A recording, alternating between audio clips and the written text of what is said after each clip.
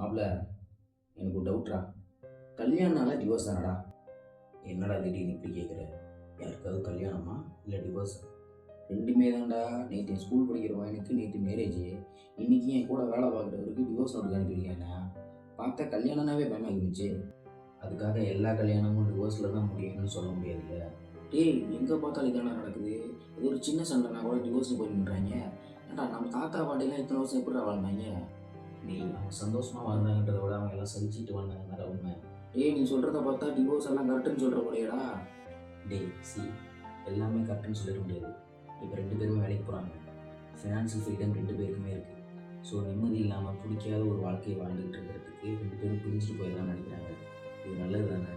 ஏ அப்பா, நீ சொல்கிறதெல்லாம் கரெக்டு தான். சின்ன சின்ன விஷயத்துக்குலாம் ஈவோ கிளாஸ் ஆகி தோசை திஞ்சு போச்சு, ட்ரெஸ்ஸு நல்லா அப்படிங்கிறதெல்லாம் கோர்ட்டு படியாடுறாங்க. அதுக்கெல்லாம் என்ன பண்ண சொல்கிறது? டேய், இப்போ யாருக்குமே இங்கே இருக்கிற யாருக்குமே பொறுமை கிடையாது. சரியா? இப்போ ஒரு மொபைலே ரிப்பேர் ஆகிடுச்சுன்னு வச்சுக்குவேன். அந்த மொபைலை கொண்டுட்டு போய் சர்வீஸ் சென்டரில் கொடுத்து ரிப்பேர் பண்ணி யூஸ் பண்ணுற மைண்ட் செட்டே கிடையாது. புது மொபைல் வாங்கிட்டு போயிடலாம்னு சொல்கிற மைண்ட் செட்டு தான் ரிலேஷன்ஷிப்லேயே இருக்குது.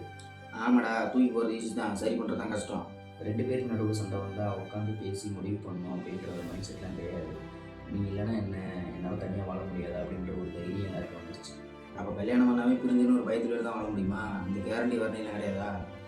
எல்லா கல்யாணமும் டிவோர்ஸில் தான் முடியும் அவசியம் கிடையாது.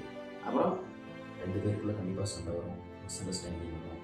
இது முடியாது, இது நடக்காது அப்படின்னு சொல்லிட்டு பிரிஞ்சு போயிடுறதும், இல்லை உட்காந்து பேசி சரி பண்ணிக்கலாம் அப்படின்னு நினைக்கிறதும் அவங்க ரெண்டு பேரோட கையில் தான் இருக்குது. கல்யாணங்கிறது சலிச்சிட்டு வாழ்றதில்லை, புரிஞ்சுக்கிட்டு வாழ்றது.